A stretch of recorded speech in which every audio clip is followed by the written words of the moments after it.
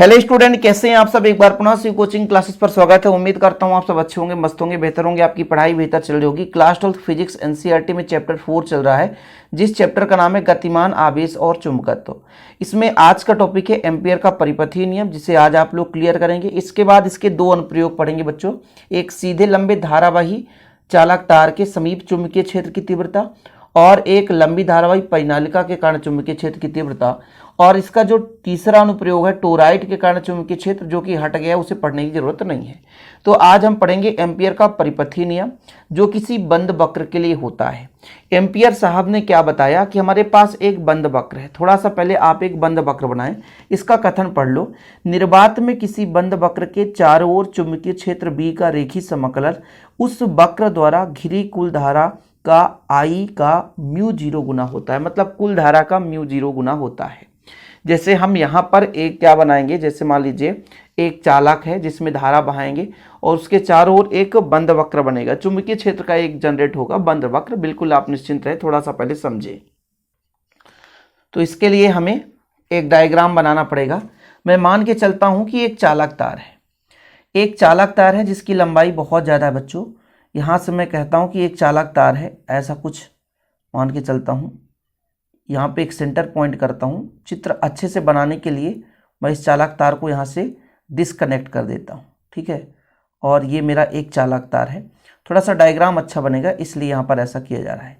X Y एक चालक तार है, सपोज दैट। अब आपको पता है कि यदि इस चालक तार में धारा बहा दिया जाए आई, तो भाई आप लोगों ने धारा बहाने से जो चुंबकीय क्षेत्र जनरेट होता है उसकी दिशा को ज्ञात करने के लिए आप लोगों ने कई नियम पढ़ा है। हो सकता है आप लोग पढ़े होंगे बच्चों, और नहीं पढ़े तो जाकर के देख लो। दाएं हाथ का नियम आपने पढ़ा होगा, दाएं हाथ के साथ साथ मैक्सवेल का दक्षिणावर्ती कार्क पेंच का नियम आपने पढ़ा होगा। इनसे पता चलता है कि चुंबकीय क्षेत्र की दिशा कैसी होगी। जैसे मैं बात करूं कि ये मेरे पास एक चालक तार है, तो चुंबकीय क्षेत्र की दिशा इधर से होती है बच्चों, ऐसे कुछ होती है, ठीक है। ऐसे ये लो, ऐसे ही चुंबकीय क्षेत्र की दिशा होती है। धारा यदि ऊपर बह रही है तो चुंबकीय क्षेत्र की दिशा कुछ इस प्रकार से होती है, ठीक है। मैक्सवेल के दक्षिणावर्ती कार्क पेंच का नियम भी आप लोग पढ़ लेना। ये दाएं हाथ की हथेली का नियम पढ़ लेना कि अंगूठा यदि धारा की दिशा में, तो उंगली जिस दिशा में मुड़ेगा वही उसके चुंबकीय क्षेत्र की दिशा होगी। मतलब यहाँ पे चुंबकीय क्षेत्र कुछ इस प्रकार से होगा बच्चों। ये मान लो इसको मैं सेंटर मानूंगा, तो चुंबकीय क्षेत्र कुछ इस प्रकार से, चुंबकीय क्षेत्र थोड़ा सा उतना अच्छे से नहीं बन सकता है बिना, है ना, किसी उपकरण के सहायता से, लेकिन फिर भी यहाँ पर आप समझ सकते हो। ये चुंबकीय क्षेत्र की दिशा हो जाएगी, मतलब इधर से कुछ इस प्रकार से। और भी मान चलो यहाँ पर थोड़ा सा डायग्राम अच्छे से बन जाए, इसलिए मैं ये सब बता रहा हूँ भाई। ये लो, तो यहाँ पर ये आपका चालक तार है और चालक तार के चारों ओर चुंबकीय क्षेत्र जनरेट हो गया, ठीक। यहाँ पर मैं एक अल्पांश की कल्पना कर लूँ। मान लीजिए यहाँ पर एक अल्पांश है, इसकी डायरेक्शन कुछ इस प्रकार से होगी। तो ये अल्पांश है बच्चों, और यहाँ पर चुंबकीय क्षेत्र की दिशा कुछ इस प्रकार से हो जाएगी। और यहाँ से सेंटर से दूरी, मतलब यहाँ पर एक बिंदु P दे देता हूँ, यहाँ से इसकी दूरी कुछ ना कुछ दूरी होगी, तो इसको मैं कहता हूँ माना R दूरी है। अब एम्पियर साहब ने बताया क्या कि हमारे पास एक चालक तार है, एक चालक तार है जिसमें आई धारा बह रहा है। अभी इस चालक तार के कारण एक हमारा चुंबकीय क्षेत्र जनरेट हो रहा है, जो कि एक बंद वक्र के रूप में है। तो इस बंद वक्र में जो भी चुंबकीय क्षेत्र B है, इसका रेखीय समाकलन, रेखीय समाकलन मतलब B इंटू DL, DL है भाई, रेखीय समाकलन बोला है। उसमें जितना भी धारा बह रहा हो उसके म्यू जीरो गुना के बराबर होता है। यही एम्पियर का परिपथीय नियम, इसको हम प्रूव भी करेंगे। एम्पियर साहब ने क्या बताया कि निर्वात में किसी बंद वक्र के चारों ओर चुंबकीय क्षेत्र B का रेखीय समाकलन भाई उस बंद वक्र द्वारा घिरी कुल धारा का म्यू जीरो गुना होता है। मतलब इस धारा के कारण ही इस पे चुंबकीय क्षेत्र जनरेट हुआ, और उसी चुंबकीय क्षेत्र का रेखीय समाकलन करेंगे तो कितना गुना होगा, वो धारा के म्यू जीरो गुना होगा। कितना होगा बच्चों, म्यू जीरो गुना होगा। यही एम्पियर के परिपथीय नियम को दर्शाता है, ठीक है।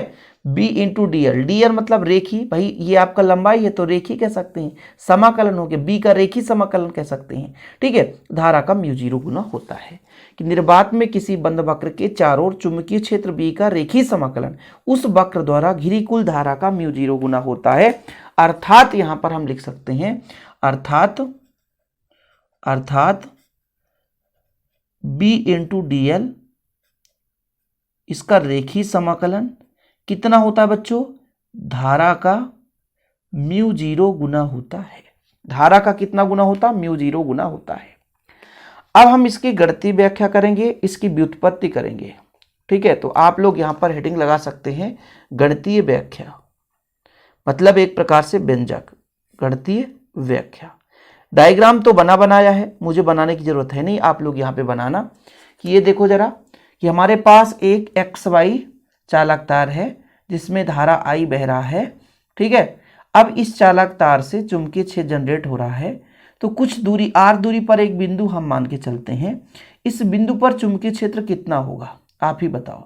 एक और बिंदु हो सकता है, ये बिंदु हम इसको मान लो ओ मान लेते हैं और यहाँ पर एक बिंदु पी मान लेते हैं।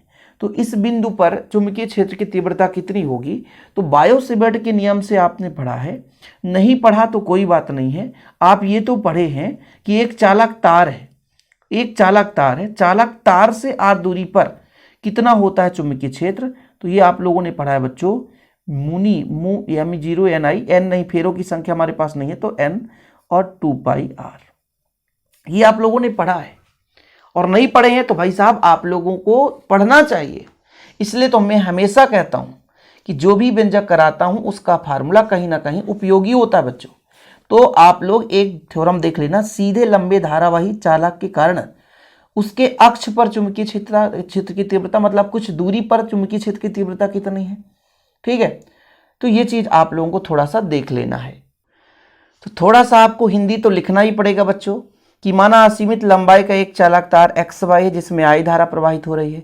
इस चालक तार के चारों ओर चुंबकीय क्षेत्र जनरेट होता है। ये आपका डायग्राम है कि एक्स वाई एक असीमित चालक तार है, जब इसमें धारा असीमित लंबाई की चालक तार है जिसमें धारा आई बह रहा होता है। जब धारा बहते हैं बच्चों तो इसके चारों चुंबकीय क्षेत्र जनरेट होगा, मतलब चुंबकीय क्षेत्र रेखाएं होंगी। ये आपका चुंबकीय क्षेत्र रेखा को प्रदर्शित कर रहा है जो कि संकेंद्रीय वृत्त, एक ही वृत्त है और इसके चारों ओर आपके चुंबकीय क्षेत्र रेखाएं, मतलब एक प्रकार से एक वृत्ताकार लूप का निर्माण कर रहे हैं, एक बंद परिपथ का निर्माण कर रहे हैं। देखो ना भाई, मैंने आपको पहले ही बताया था, इसके पहले मैंने आपको बताया था कि चुंबकीय क्षेत्र की दिशा कैसी होगी।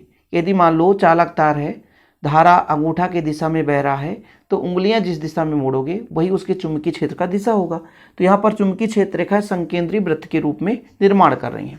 अब एक चालक तार है हमारे पास, इस चालक तार से आर दूरी पर, इस चालक तार से आर दूरी पर, कहाँ पर बच्चों, आर दूरी पर किसी बिंदु पर चुंबकीय क्षेत्र कितना होता है, तो उसके लिए थ्योरम आपको पढ़ना चाहिए। चुंबकीय क्षेत्र जो बी होता है बच्चों, वो होता है mu zero upon 4 pi into 2i upon आर। जब आप 2 से 2 काट दो, 2 दूना 4, तो ऐसे कितना बचेगा, काटो जरा, तो म्यू जीरो आई हो जाएगा बटा 2 से 2 कट जाए, 2 दूना 4, तो बचेगा 2 पाई आर। इसको एक समीकरण दे दो। ठीक है, कोई दिक्कत तो नहीं है, यहां तक क्लियर है कि चालक से आर दूरी पर बिंदु P है जिस पर चुंबकीय क्षेत्र की तीव्रता B बराबर हो गया mu zero upon 4 pi 2i upon R है, mu zero I upon 2 pi R, 2 दूना 4, यहां तक क्लियर होना चाहिए। अब हम बच्चों यहां पर एक अल्पांश की कल्पना करते हैं कि हमारा एक बंद वक्र है, देख सकते हो एक बंद वक्र है, इस बंद वक्र पर एक अल्पांश की कल्पना करते हैं। बिना अल्पांश की कल्पना हम कुछ कर ही नहीं सकते हैं। चुंबकीय क्षेत्र रेखा पर, ये चुंबकीय क्षेत्र रेखा है, तो चुंबकीय क्षेत्र रेखा पर एक अल्पांश डीएल की कल्पना करते हैं। ठीक है, तो यहां पर देखते हैं भाई, चुंबकीय क्षेत्र रेखा पर, कहां पर, चुंबकीय क्षेत्र रेखा पर एक अल्पांश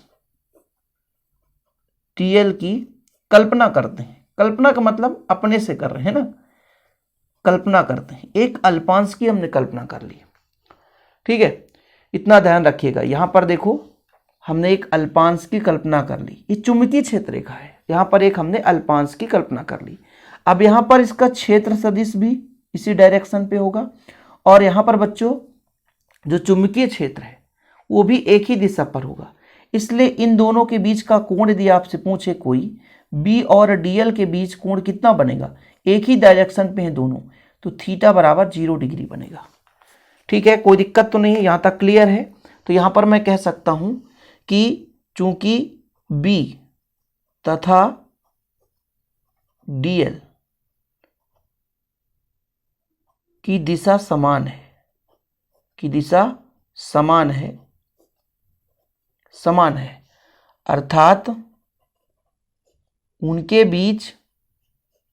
बीच का कोण, बीच का कोण 0 डिग्री होगा। ये तो क्लियर है ना भाई, यदि एक ही दिशा में है तो कोण तो 0 डिग्री होगा। अच्छा, एम्पियर के परिपथी नियम का कथन क्या है कि चुंबकीय क्षेत्र का रेखीय समाकलन निकालना है जो कि इसके बराबर आ जाए। चुंबकीय क्षेत्र का रेखीय समाकलन निकालना जो कि इसके बराबर आ जाए। तो चलिए करते हैं रेखीय समाकलन। तो यहां पर आप लोग लिख सकते हैं कि जो हमारे पास एक डीएल अल्पांश है और चुंबकीय क्षेत्र जनरेट हो रहा है, चुंबकीय क्षेत्र चारों ओर जनरेट है बच्चों। आर त्रिज्या के वृत्त के चारों ओर हमने ये जो चुंबकीय क्षेत्र रेखा की कल्पना करी है, तो उसका रेखीय समाकलन निकालेंगे। तो यहां पर आप अतः करके लिखिए, अतः आर त्रिज्या, क्या त्रिज्या था बच्चों, आर त्रिज्या के वृत्त के चारों ओर, मैंने आर त्रिज्या माना था, वृत्त के चारों ओर जो चुंबकीय क्षेत्र है का रेखीय समाकलन, रेखीय समाकलन। भाई आर त्रिज्या का चारों ओर चुंबकीय क्षेत्र रेखा जनरेट हुआ है, बी है, उसका रेखीय समाकलन निकालेंगे। तो ये आपका समाकलन है, इसका मतलब संपूर्ण का हो रहा है। बी हमारे पास चुंबकीय क्षेत्र है, डीएल हमारा रेखीय समाकलन है। और ए डॉट वी का फार्मूला क्या होता है, 11th क्लास में पढ़ा आपने, ए डॉट वी बराबर ए बी कॉस थीटा, मतलब बी डीएल कॉस थीटा। अब बच्चों यहां पर आप वी डीएल कॉस 0 डिग्री, क्योंकि थीटा बराबर कितना डिग्री, 0 डिग्री है। यहां पर आपने पढ़ा है, यहां पर आपने पढ़ा है कि दोनों के बीच का बी यानी चुंबकीय क्षेत्र और ये डीएल का मतलब एक क्षेत्र सदिश है, जिस बिंदु पर रेखा चल रहा है उस रेखा की दिशा है। तो इन दोनों के बीच जो कोण है यानी अल्प अवयव है एक प्रकार से, ठीक है, इस अल्पांश की डायरेक्शन बात की जा रही है और आपका जो चुंबकीय क्षेत्र है इन दोनों का डायरेक्शन सेम है, तो उनके बीच कोण 0 डिग्री बन रहा है। तो इसलिए cos 0 का मान कितना होता है, cos 0 का मान 1 होता है। तो यहां पर आ जाएगा b डॉट dl बराबर b dl, और cos 0 का मान कितना होता है 1, क्योंकि cos 0 डिग्री बराबर होता है 1, और cos 90 बराबर आपका कितना होता है बच्चों, cos 90 बराबर आपका होता है 0। तो ये आ गया b dl। अब एक काम करो, b को बाहर ले आओ, भाई b को बाहर ले आओ, तो कितना बचेगा, जब b को बाहर लाओगे तो बचेगा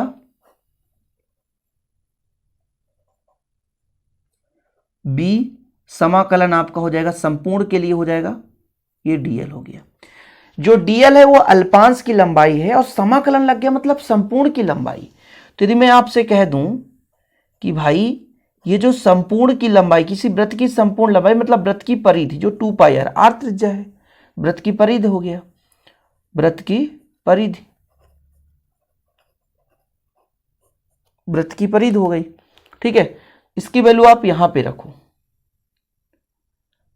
तो b का मान भी हो जाएगा और इसका भी मान हो जाएगा, इसलिए b डॉट dl बराबर b इंटू 2 पाई आर।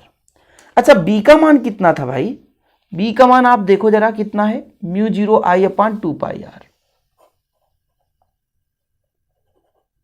कितना बच्चों, म्यू 0 अपान 4 पाई, 4 पाई मत करो ना, 2 पाई करो, 2 पाई और आर है आई है, गुणते 2 पाई आर, 2 पाई से 2 पाई कट गया, तो चुंबकीय क्षेत्र का रेखीय समाकलन धारा का म्यू 0 गुना है।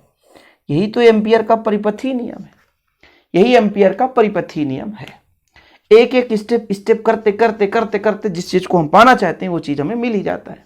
बस धीरे धीरे करके आप लोगों को सीखना जरूरी है, एक एक पॉइंट सीखना जरूरी है। समय लगता है बच्चों, लेकिन आप धीरे धीरे मेहनत करेंगे तो हर चीज क्लियर हो जाएगा। तो आज के लिए इतना ही। वीडियो पसंद आए तो लाइक करके शेयर कर दें। यदि इसका नोट्स लेना है तो कॉन्टैक्ट नंबर है 9685299149। इस नंबर पर आप कॉन्टैक्ट करके नोट्स ले सकते हैं। डिस्क्रिप्शन पे ऐप का लिंक होगा, वहाँ पे आप ऐप में भी ज्वाइन कर सकते हैं। जय हिंद, वंदे मातरम।